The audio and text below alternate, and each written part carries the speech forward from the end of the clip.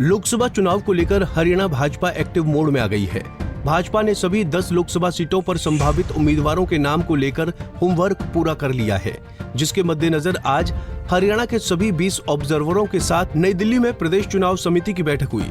बैठक में मुख्यमंत्री मनोहर लाल, राज्यसभा सांसद कृष्णलाल पंवार, सुधा यादव, सुभाष बराला, प्रदेश अध्यक्ष नायब सैनी, प्रभारी बिप्लब देव, सह प्रभारी सुरेंद्र नागर, केंद्रीय राज्य मंत्री राव इंद्रजीत, पूर्व मंत्री कैप्टन अभिमन्यु, ओपी धनखड़, रामविलास शर्मा व प्रदेश भाजपा महामंत्री मोहनलाल बडोली मौजूद रहे।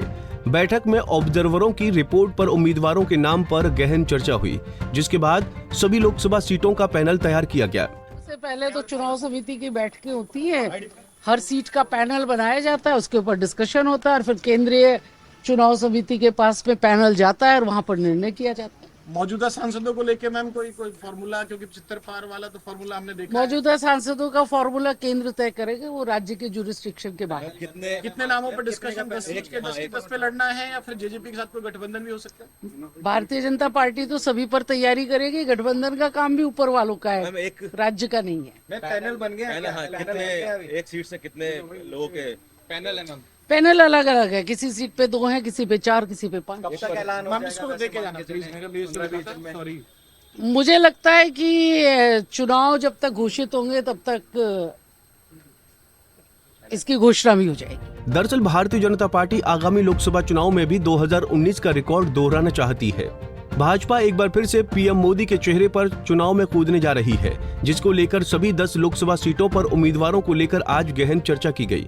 बैठक में सभी 10 लोकसभा सीटों के लिए पैनल तैयार किया गया है, जिसमें सभी मौजूद 9 सांसदों के नाम भी शामिल हैं। ये पैनल केंद्रीय चुनाव समिति के साथ उम्मीदवारों को लेकर चर्चा करेगा, जिसके बाद नामों पर आखिरी फैसला लिया जाएगा। आज हरियाणा चुनाव समिति की बैठक हुई। माननीय हमारे नायब सैनी प्रदेश अध्यक्ष के अध्यक्षता में बैठक हुई और माननीय मुख्यमंत्री जी उसमें उपस्थित थे। हमारे प्रभारी बिप्लब देव जी उपस्थित थे, सह प्रभारी सुरेंद्र जी नागर उपस्थित थे और चुनाव समिति के सब लोग उसमें उपस्थित थे। और भारतीय जनता पार्टी चुनाव के मूड में है और मैं उम्मीद करता हूं कि सेंट्रल इलेक्शन कमेटी की भी आज बैठक है। 2024 का हो गया मुहूर्त है, अगले 5 साल के लिए नरेंद्र मोदी की बहुत जरूरत है। सर, गठबंधन पे कोई चर्चा हुई? क्या गठबंधन की जरूरत है? हरियाणा में नहीं है। आज बीजेपी इलेक्शन कमेटी की मीटिंग। देखिए, भारतीय जनता पार्टी हरियाणा प्रदेश की चुनाव समिति भी आज संपन्न हुई है और जैसा कि हमारा संगठन है, ये एक विचारधारा का संगठन है और परिवार भाव से मिलकर के हम काम करते हैं। कार्यकर्ताओं का संगठन है, दुनिया का सबसे बड़ा राजनीतिक दल ये बना है। तो अपने संवैधानिक पद्धति के अनुसार हमारी प्रदेश की चुनाव समिति ने जो सभी 10 के 10 सीटों के ऊपर जो संभावित उम्मीदवारों के ऊपर चर्चा करके और एक पैनल केंद्र में भेजने का आज प्रक्रिया को पूरा किया है।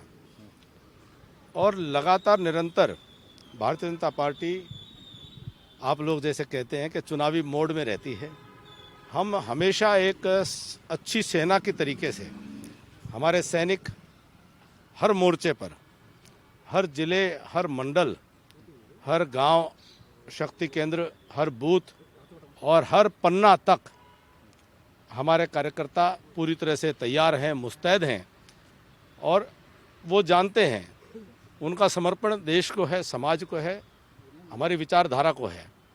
और हमारा कार्यकर्ता लगातार जनता के बीच में दरवाजे दरवाजे पर जाता हुआ वह पार्टी के पक्ष में काम करता है और चुनाव के लिए पूरी तरह तैयार हैं। और निश्चित तौर पर हरियाणा प्रदेश में लोकसभा में इतिहास दोहराएगा।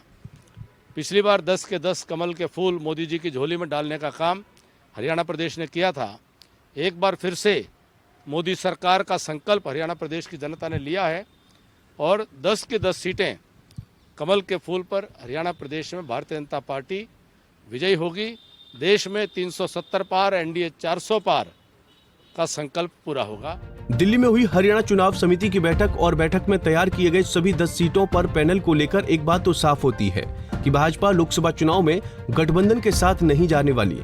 हालांकि जसपा के साथ गठबंधन की संभावनाओं को अभी तक नकारा भी नहीं गया है। लेकिन जिस तरह से हरियाणा भाजपा ने सभी 10 सीटों पर पैनल तैयार किया है और जिस तरह से भाजपा के दिग्गज नेता सभी 10 सीटों पर कमल खिलाने की दम भर रहे हैं, वो कहीं न कहीं गठबंधन से किनारा करने के संकेत जरूर हैं। दिल्ली से कमल कुमार कंसल, पंजाब केसरी टीवी। हमसे जुड़े रहने के लिए हमारे YouTube चैनल को सब्सक्राइब करें और नई वीडियो की नोटिफिकेशन के लिए बेल आइकॉन को दबाएं।